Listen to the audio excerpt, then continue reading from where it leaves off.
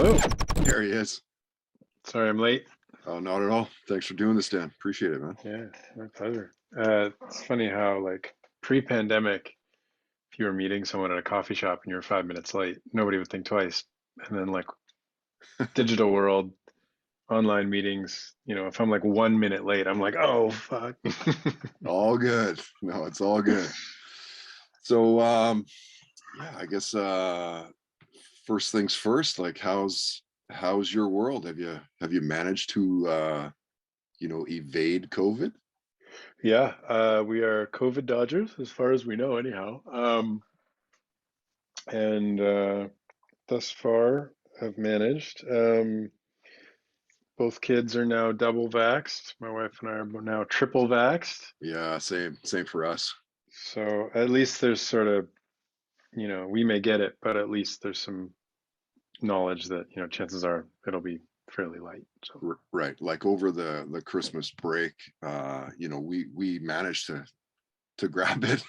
yeah, And like I'll say this: it wasn't as bad as what I thought it was going to be. Like I've been yeah, way more sick from just a straight up, just a common cold or like the flu kind of thing. So yeah. yeah, Well, and I think the science suggests that it's the fact that you are vaccinated was right, partly to thank, for the lighter.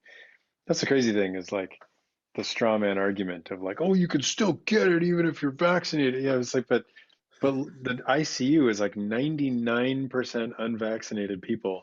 right, Doesn't that say something to you? right. Um, And, anyway. and have you had to cancel any shows because of it? Oh yeah, Like a ton, like right? five times in a row. Yeah, Yeah. we canceled like 45 shows in 2020, and then we rescheduled and booked new tours last year, and then they got kicked down to the fall and then into the spring, and now I've got a tour that's on sale right now. That I don't know when this will air, but it was Fingers meant crossed. for uh, Feb March, and now we're going to push it into April May. So Okay. fingers crossed, Yeah. April May. And, We'll and, have and new has shows. the pandemic kind of stifled your creativity? Because I've talked to some local musicians that are like, I'm just not really even interested in writing songs or even picking up my guitar anymore.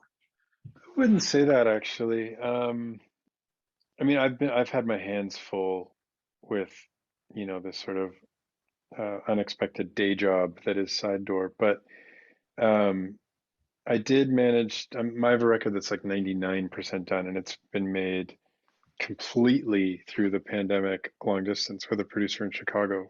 Right. We literally spent 2 days in the same room in Los Angeles last October. So over 2 years, it's been just like sending things back and forth. And so I would send things to him, and he's been sending it all over the world to different musicians, friends of his. Um, and so it was good to have a project on the go, but it was also kind of nice that it's been a long, slow project that there's no rush. Like I have not been in a rush to finish it Right. because that would mean that I would be in a rush to release it, which I'm not. So, Sure. I sort of feel like the longer I wait, the better almost, to kind of get as far away from the intensity as possible. But, Yeah. that said, I'm starting to get a little bit antsy, you want to get new things in the world. It's Of course. Of part of the course. Yeah. game. Let me dip into your back catalog real quick here before we move on. What are some of your songs that you wished had been released as singles? Huh. Um, well, I guess it depends. Okay. Question with a question. In today's world, are we talking radio singles or are we talking of just like the song of which we give lots of attention? Right. Both.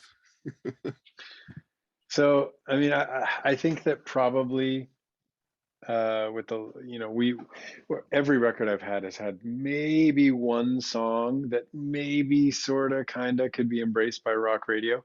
Mhm. And so, you kind of put all your eggs in that basket. And we've looked at it a few times. Troubled Mind did really well at Canadian radio, and Race to the Bottom. a few others. Post-war blues did okay. Um, and so I think that, almost to a fault, like the songs that we've put to radio have been the songs that we've really been pushing across the board. The funny thing is that I feel like in today's Spotify world, that like the definition of a single is really loose. And, you know, what, often like you'll go to a really well-known band's page and their number one song won't be the one that was on the radio. It will be the Mhm. fan favorite, the one that has no drums in it or something like that. And it's like a weird piano song. Um, and so I think it has to do with like the weird world of like algorithms and playlists and moods.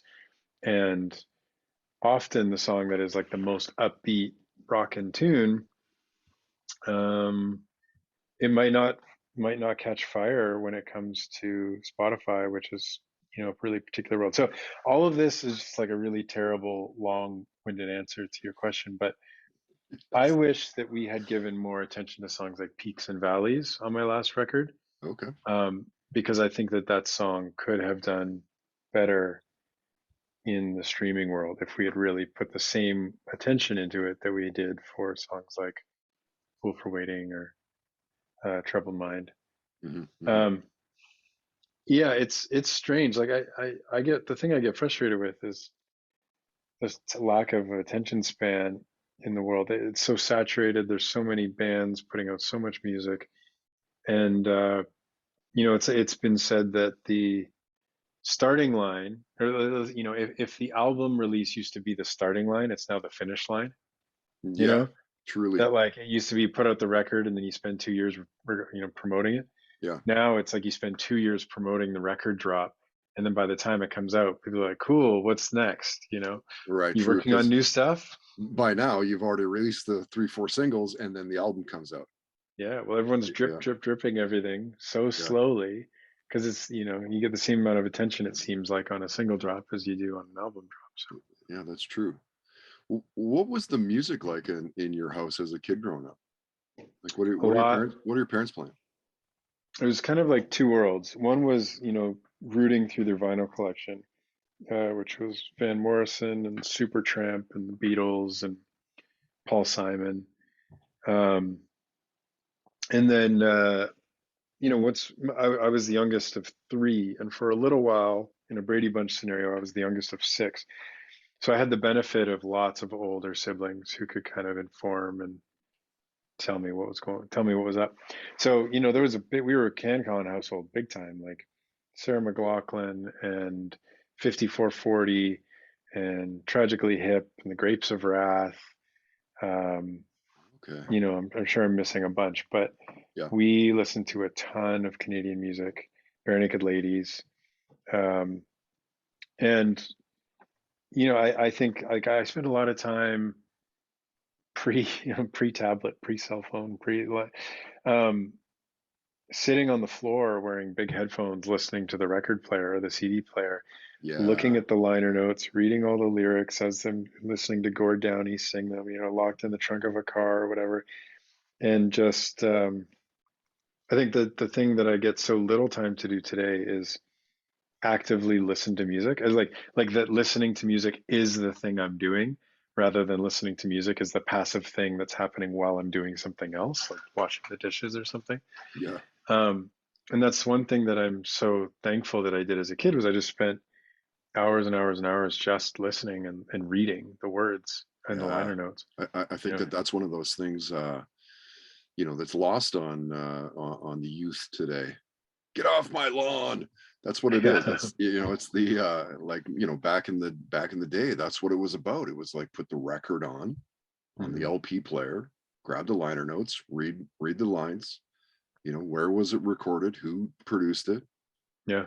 I think that's lost in today's music. It's funny, like even now, it's like songs don't even matter. It's like song segments, it's like a 20-second clip on TikTok of like the pre-chorus going into the chorus is what goes viral and gets like 10 million, you know, um, uses on TikTok or whatever. Yeah, what was that song that Mother just fucking blew up Yeah, on incredible. TikTok, right? Like that one 20-second clip just blew them up. And it's so bizarre because like they didn't even have a Twitter account when that happened. Yeah. They created a Twitter account in response to it, and they've done a really good job of sort of like trying to like fan that flame. Mhm. Um, and that song was what, like 12 years old when that happened, Yeah, totally. and I think that part of I have two very like paradoxical feelings about that situation, or let's say three.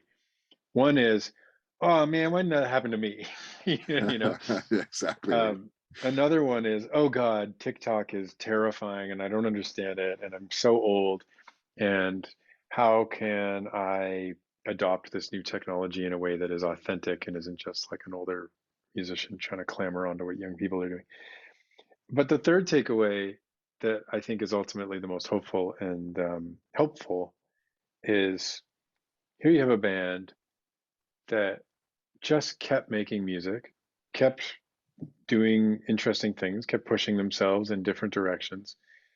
Um, and eventually, people found what was maybe the most interesting thing that they ever did, which is that really early seminal stuff, like that first Mother record. Even before it was Mother, it was just Mother. Mhm. And I remember hearing that record and being like, "Oh my God, this is insane! Like this is the craziest, weirdest, most hookiest, crazy acoustic, you know, funk. I don't know what it was, but it was just like it blew my mind." And that's what ended up getting captured. Now, in the meantime, they've had like, platinum sales and number one radio songs and stuff. But I thought it was really cool that the thing that TikTok blew up was not the new polished radio stuff. It was like that first seminal. Well, it's And almost the stuff that that's the reason we love that band, is because you go back to their original stuff, right? yeah. And so I've known those guys since the beginning, I Mhm. mean, I'm just thrilled for them that it's completely blown up their whole Spotify, and their live touring system is just elevated like crazy. Um, but it gives me hope that, like, okay, regardless of like when in your catalog it is that people find as like the juicy spot, just keep making music. Like, I was chatting with Stephen Page the other day. He had that kind of like big viral moment with the Ryan Reynolds video. Yeah, like a You know, couple months back there. Yeah, Canada's got your back, or Canada loves you back, or whatever. yeah, And I was just thinking, like, that guy has seen some ups and downs, and he's had a crazy career, but he just keeps going, just keeps writing songs, keeps doing. Like, if you look at his Instagram page, like he's making weird theme songs and writing them and producing them and making like video content. He's just a creative guy, and he's just never stops. And truly, like that's what the mother thing. It just like reaffirms for me, like, just don't stop. yeah. I remember seeing Kevin Kane play at the Railway Club to like 20 people back in like 2000 and say 2004 or something like that. And it wasn't like a Kevin Kane show. He was just like coming and playing on a Tuesday afternoon or whatever. And I remember thinking, like, God, this guy was selling out like arenas with the Grapes of Wrath in 1992, and or maybe earlier than that. And thinking, like, but he stopped. He didn't, he's still putting out music here and there and being creative. And I don't know him, and I have no ill no, Yeah, I don't yeah, mean to yeah. lie. I'm not trying to razz him or anything. I think he's an amazing songwriter, and Sure. um you know what's that one song they have that just I loved and still love, the acoustic guitar. Tell me all the things I wasn't. Anyways, Tell me all the things. Yeah, sorry. Yeah, yeah, yeah. great song. But but I remember watching him, just feeling he stopped. Like, he just stopped pushing, kicking the ball down the field. Right. And so, you know, I'm very lucky that, like, the people who listen to my music, um, I will hear at the merch table, within the span of one night, uh, somebody will tell me that every one of my albums, like, oh, my favorite one of yours is Oh Fortune, or my favorite album of yours is Club Med, or my favorite of yours is Postcards and Daydream. And it's beautiful because what it's telling me is that like people, different people are finding something different in each album, which gives me some hope that there's some longevity here, and I Oh yeah, can that's the keep thing. doing You this. just got to keep plugging away because eventually they're going to find the material that they love. And Yeah, holy crap, this guy's got like 3, 4 other albums, and they're all yeah. really good. I keep waiting. Like I've never been uh, reviewed by Pitchfork or any of those like super cool buzzy blogs. I've just never been like embraced by the cool side of the music industry. But um, I just like I have a faith in what I've built and in the work that I've made and the songs I've written, and I just sort of hope. I wait for one day one of my songs will get put in an ad or something like that, and then the people will be like, "Who is this guy? He put out like 10 records and they're all great. What the heck?" But One day, one one day. day. What was your first concert? My first concert, I was living in rural Ontario, and I remember driving into Toronto with my sister, who's 7 years older than I was. So I was probably like 7 or 8. She was like, well, yeah, something like that. She was like 14. And I remember getting dropped off at, I don't know if it was the Mod Club or like the Masonic Temple or some venue in Toronto. And it was something called Acoustic Christmas. And it was like the Waltons and Sarah McLachlan and a whole bunch of CanCon. And they were playing like acoustic. I remember being in the balcony and being like, whoa, so many people here. And yeah, I think that was like my first like thing that wasn't like a kids show. I remember going to see Charlotte Diamond and stuff at Raffi as a kid, but Yeah, I yeah. think I was like that was So like were you playing at that point? Were you already like writing songs, or was that kind of like a catalyst a little bit? Or yeah.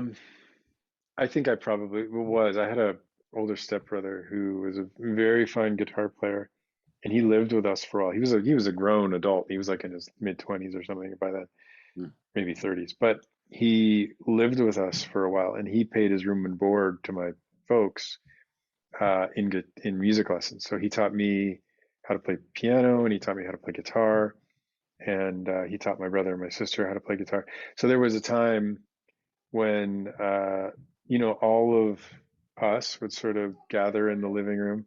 My kids are going to come storm in here in a second. yeah, And we'd get out like the chord, the binder, flip through it and take out the chords and everything, and be like, oh, we're all gonna sing, me and Bobby McGee or something like that. yeah. And yeah, oh, my kid is interrupting our podcast here. What is it, Jude? Um, what was I gonna say? Hmm. I don't know. Oh, do you know where like the things are? Like the things that NTK gave us, the building things, the fort things. Oh, I'm not sure. I'll have to find them for you in a little bit. Okay. Okay. You're clearly doing very important stuff. Can you close the door, please? Thanks, bud. That's great. I love it. Um, I don't know what I was saying. Oh yeah. So I mean, I it's funny because now Jude, who you just met, is starting to take guitar lessons, and I thinking on it, I was like, okay, well, there's two routes here. You can kind of go the like conservatory, like learn how to play Mary Had a Little Lamb, or you can just let him play a couple songs off of Abbey Road and teach him how to play C, There G, you and go. F. There you go. And obviously, we're leaning towards C, G, and F. Yeah, of Just like course. because as Yes. a kid, that was the thing, is just sitting around strumming and being like, whoa, so like these rock stars, these like famous musicians, they're just doing the same thing I'm doing, like strumming around, like that's cool. Um, and that was really powerful, as a kid, being around lots of music and also having the older siblings that could sort of introduce cool things to me. Yeah. Um, yeah. Dan, it's a cliche question, but you're on a deserted island. What are the 3 albums you need?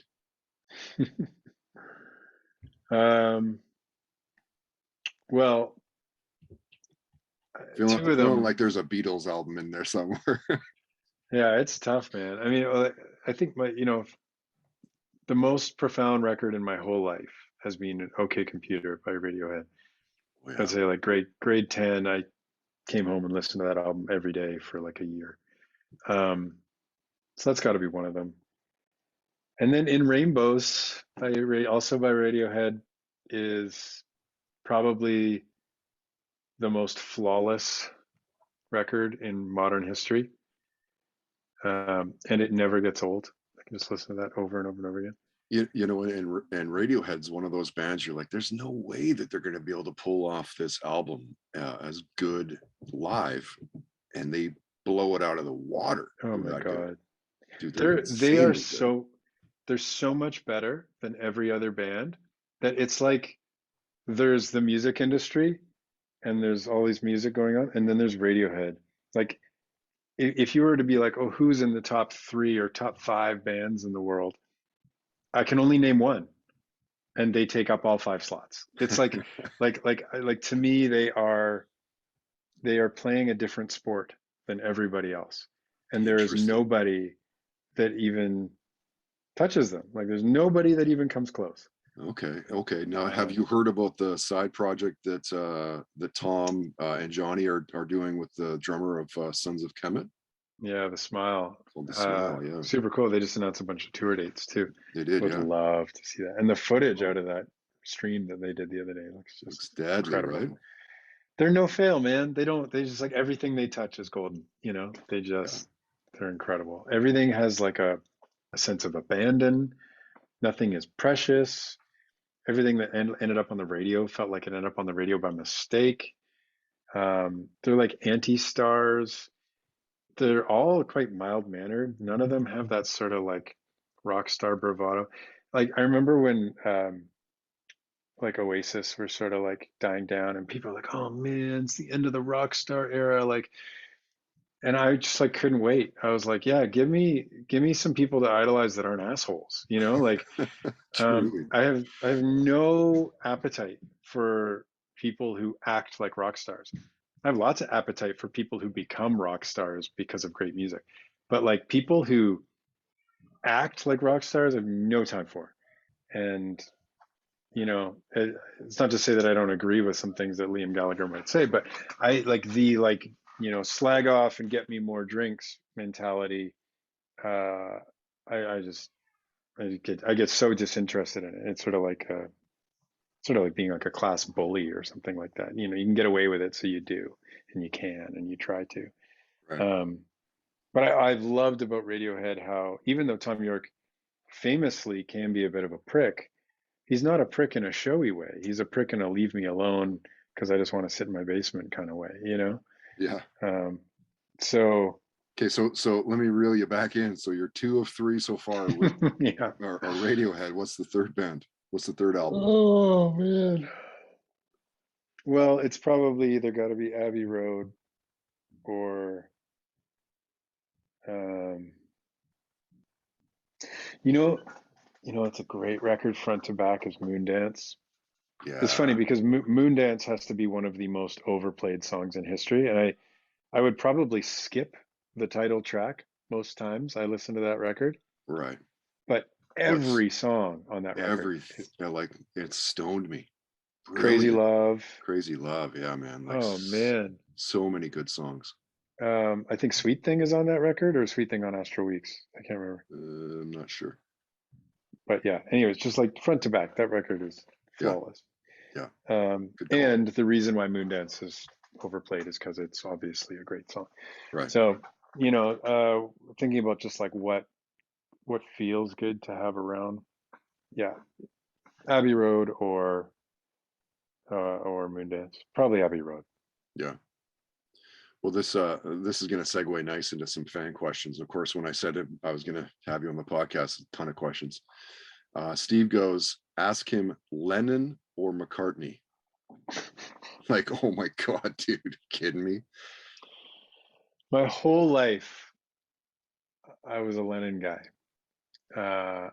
Always, Paul always seemed like the politician, and Lennon sort of seemed like the wild card.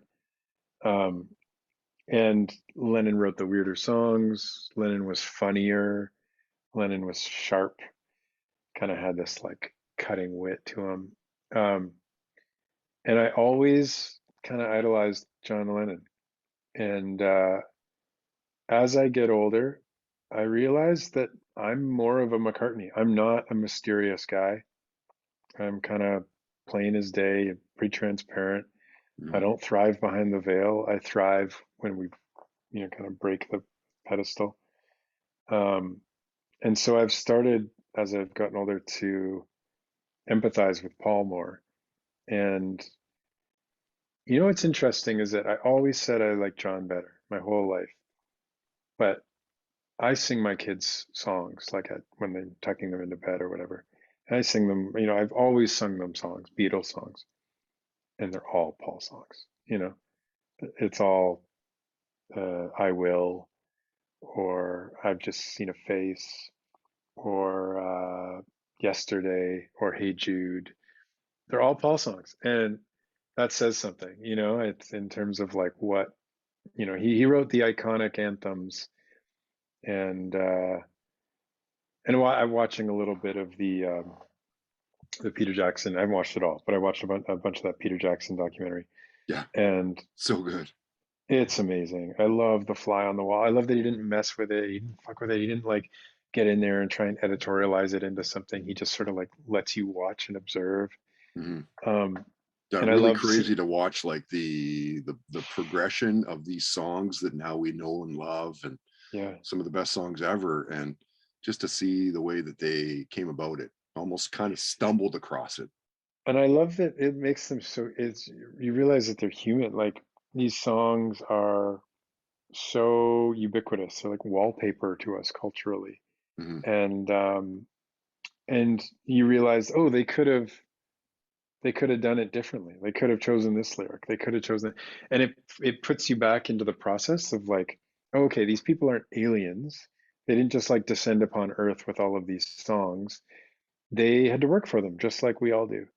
And the process is arduous and it hurts, but you get to the other side, it can be glorious. And so it was really beautiful. And all that to say, like, I think that the documentary really it kind of shows you that love him or hate him, that well, mostly people love him, but Paul was the leader. Like Oh, he hands was down. like the band would have broken up 5 years earlier if Paul didn't keep them together. Right. And you can kind of see him coaxing everything and trying to, and he gets in a tiff a little bit with George, which is a little bit sad because you want them all to be buds. But like, he was the leader. He was the one gluing it all together, and you got to give him props. I Yeah. also met. I mean, Paul's the only one I've met, so Oh, have you? Nice. I've never met him. Oh man, that'd be great. he was I'll lovely. push you to the. Have you watched any of the? I can't remember what it's called, but it's Rick Rubin is interviewing Hmm. Paul McCartney. I think it's called like McCartney 321 or some Yeah, McCartney 123 or something. It's on Disney. Yeah. yeah, something like that. Um, And it's really cool because, of course, Rick Rubin is like, he's a monstrous producer, Chili yeah. Peppers, Beastie Boys, and I mean, Metallica, and all these huge bands. And he's with McCartney in his studio, not his studio, in Rubin's Yeah. studio, um, remixing the songs with Paul right there. Hmm. Dude, have you seen it? It's so I have cool. seen it. Yeah. Yeah. It's.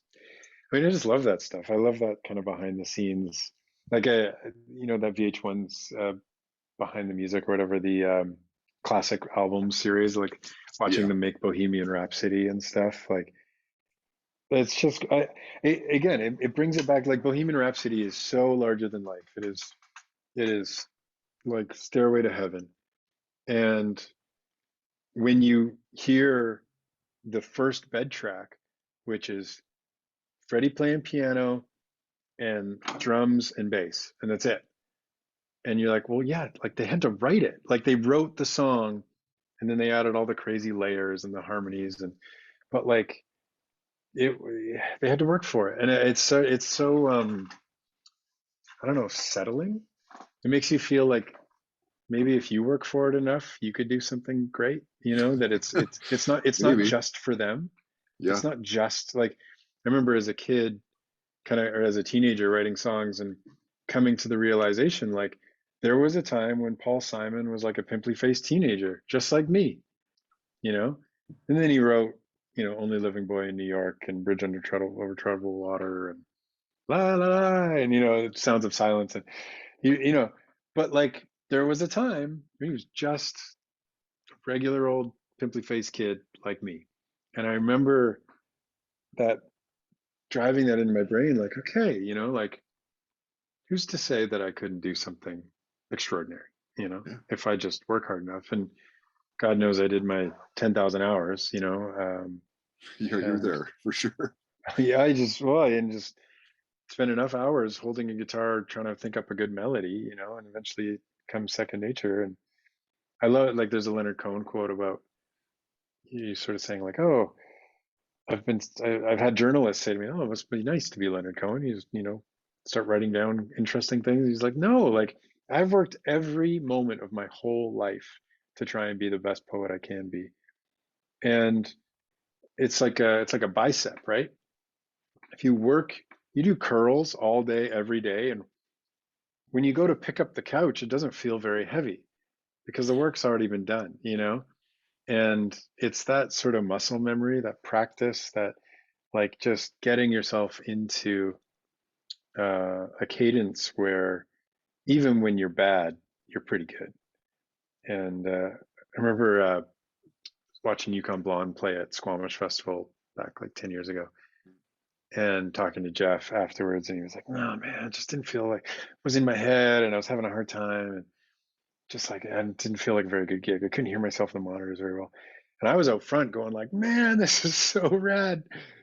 And I remember, having a good chat with him at the time about like, yeah, but you guys you've done the work. Like the whole point is to do this so much that even when you're having an off day, you're better than most everybody else. Sure. Yeah. And that doesn't come from, I mean, some people get the God-given thing, like Dolly Parton's voice or Billie Eilish's creative, you know, magnetism or whatever. Some people have that. I don't have that. I had to work for it. Like I had to hit my head against the wall a million times. I've never been an incredible musician. Still am not. Pretty good writer, pretty good performer. But like, you wouldn't hire me to play guitar on your record, you know? And so some people get that early perfect storm, Lord or Billie Eilish or whatever.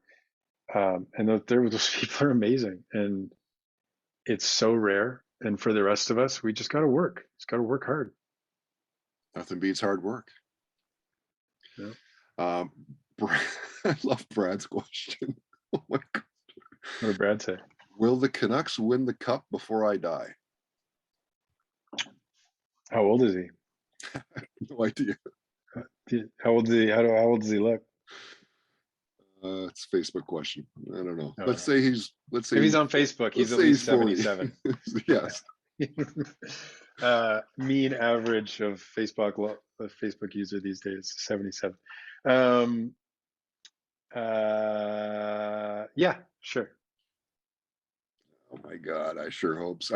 Are you a Canucks fan? Are you following this year and the Yeah, ups and downs and I'm a guilt-free fair weather fan of all sports. yeah, And I don't feel bad about it at all. I feel great about it. Like, I feel like sports are cool and I love sports. I love being athletic. I love playing sports. I love moving my body, but mm, I don't care enough to like invest time and energy and money into like caring about all the minutia. It's yeah, just it's just not in front of me. Like there's other things that I care about more. But, Sidney Crosby scoring that gold medal goal, like no better 2010. Russian, like that was insane. Awesome. Running out into the street, everyone's hugging each other. God, that was great. Yeah, that's pretty So cool. I love sports when sports get exciting. Raptors runs, Yeah. hockey playoff runs, and I don't feel bad about it at all. Good. You shouldn't. Adam says, hey, what's the story behind the song Robots? Oh, a few things. I was feeling like sort of assholes are, kind of like robots, like people who sort of operate not out of like a internal North Star or compass, but sort of just responding to stimuli and trying to survive and, stay alive. And feeling at times like myself, I could turn into like animatronic kind of being at times. And Mhm. it's sort of about the idea that the people who need a hug the most don't know how to ask for it, you know, and that's sort of where the line, robots need love too. Um, so at the time, it was a little bit about Stephen Harper, like, he just seemed like such a robot and such a villainous, evil, subtle, calm old man. And it was sort of like a bit of like a realization that's like, yeah, but he's a human being. And I met Stephen Harper once, and Mm. he was kind of like vapid and sort of blank faced, but he's a person, and try and find the humanity in it. These days especially, God, it's so polarized. Either Mhm. you're a, you know, flu Klux Klanner or flu trucks Klanner, or you're a bleeding heart snowflake, and there's nothing in between. It's just crazy. Right, right. Dan, thank you, man, for taking some time here and hanging out with us. I told you it'd be like 20 minutes maybe, and we're way past that. So um, Pleasure. if you're cool with a few more questions, I'll ramble off a few more here. Yeah. Claire says, ask him if he's a gambler. Gambler. Yes and no. I'm not like I'm not a like obsessive gambler. Mhm. I don't play the lottery or play blackjack, or but I fucking love poker, and Oh, I'm not bad at it. okay. And I played at the Bellagio in Las Vegas, and I walked away with $800 or something like that. I felt pretty good. Nice, dude. That's great. Uh, and that was sort of like a claim to fame. But I don't. I love poker, and it's not so much the gambling. I love the game. I Yeah, love the the cards and the the strategy and yeah. There's something so incredible about it. But like I don't bet on horses or anything. right. But it's fun to do that some stuff recreationally. I will gamble recreationally with money that I don't care about. Yeah, well, of course, you got to have the whatever you put aside. You got to be okay with losing Yeah, it.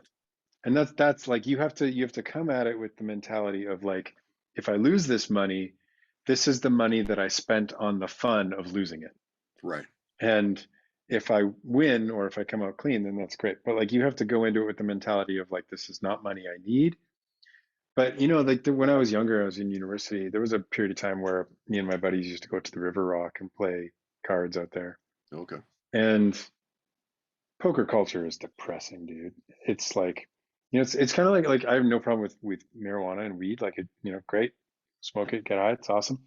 But like weed culture is like kind of lame to me. Like, and I just like having like huge like weed posters on your wall or something like that. Like, and poker's the same thing. I love the game, but poker culture is like pretty douchey, and which is unfortunate. But the thing that you see when you go to the casinos is you see people who are not gambling recreationally. You see people who are like taking their paycheck, Yeah. which needs to go toward groceries, and putting it all on red, Yeah. and Like that's really straight up depressing. destroying their lives. Yeah, and Yeah. that's really depressing. Like, Yeah.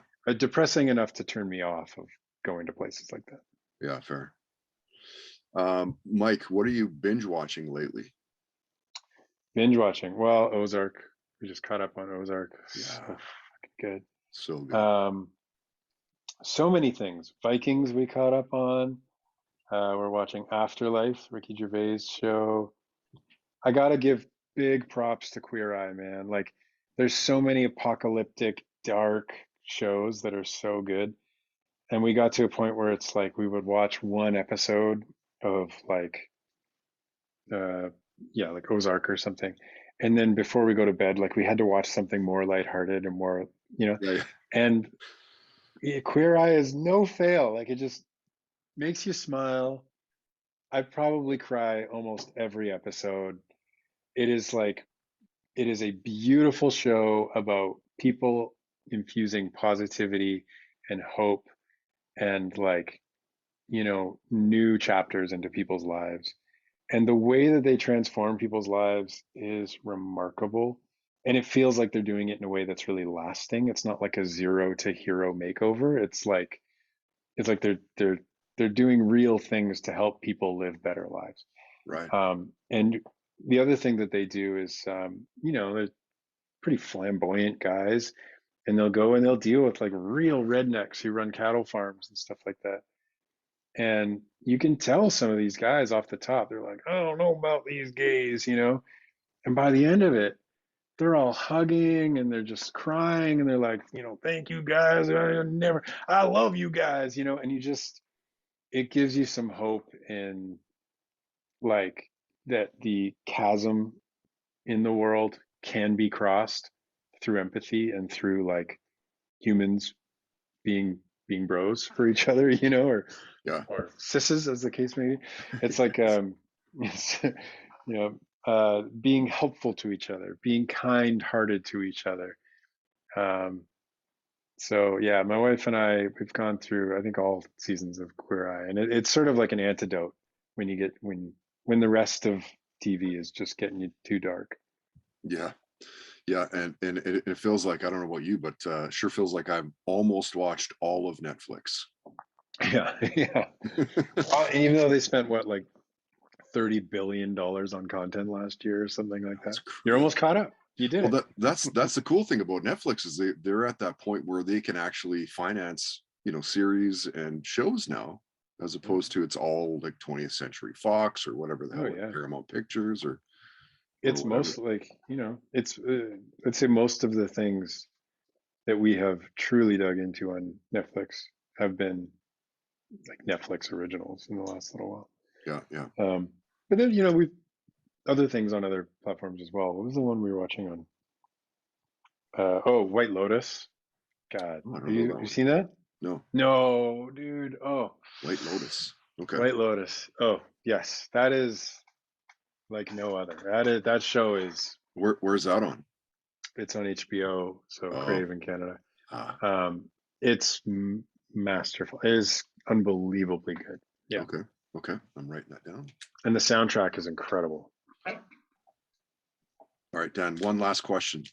I ask almost all, probably 90% of the guests I've had over the 8 years now, probably close to 700 guests. Wow. Share a near death story with us Hmm. where you're like, holy crap, I could have died there.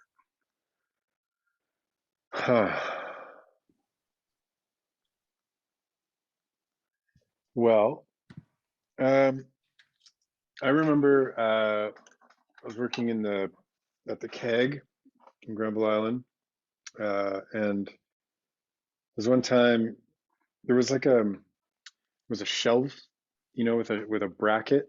The bracket kind of holds the piece of wood as a shelf, Yeah. and somehow it had kind of come loose and was like pointing out, out. It was like a very pointy piece of metal sticking out from. And I remember I was doing something and I was kind of bending over it, and I sort of stood up and turned around, and I was staring at this big metal spike that was like an inch from my eye, and I pushed it back into place so that it wouldn't do that for somebody else. And then I got like a piece of duct tape or whatever and wrapped it or something. Just I did something to kind of make it safer. Yeah. Um, and I remember, maybe not near death, but I remember thinking in that moment, like, how many hoops do you have to jump through to get to 90? Totally. How many times you have to not get hit by a bus? You have to not get, spinal meningitis when you're an infant. You have to like, not get cancer in your 50s. You have to not have a skiing accident or whatever, like, how many hoops do you have to jump through to get to 90? It's like kind of a miracle. Oh yeah. And just like, and then you forget, I It's almost, probably had like 20 of those kinds of incidences where only one of them I remembered. yeah. But, I was going to say, it's almost like, if you can make it to 20, you're yeah. probably okay. Yeah. Yeah. Well, and like when I was 18, I went to the Cook Islands with my buddy after we graduated from high school, went to New Zealand and backpacking around, partying like crazy. And Yeah. we rented motorbikes in the Cook Islands. And I think back now, and I've got two boys, and I'm just like, this is insane. We ripped around that island in like flip-flops, board shorts, no shirt, no helmet, No helmets. No. ripping around the island, probably going like, they weren't like crazy motorbikes. They were like, probably maxed out at like 100K or something like that, Right. But still. But still, like, I was like ripping around this island. If I fell, like, I'm dead. There's no question. Yeah. And in the moment, thinking like, I'm living, man. This is great, Oh yeah. And just realizing like what idiots 18-year-olds are, particularly 18-year-old men, Well, like boys. I said, you make it to 20, and how old are your kids? Mine are 11 and 9, and we have to go through that, bro. Yeah. All that Yeah. shit we got to live through there now.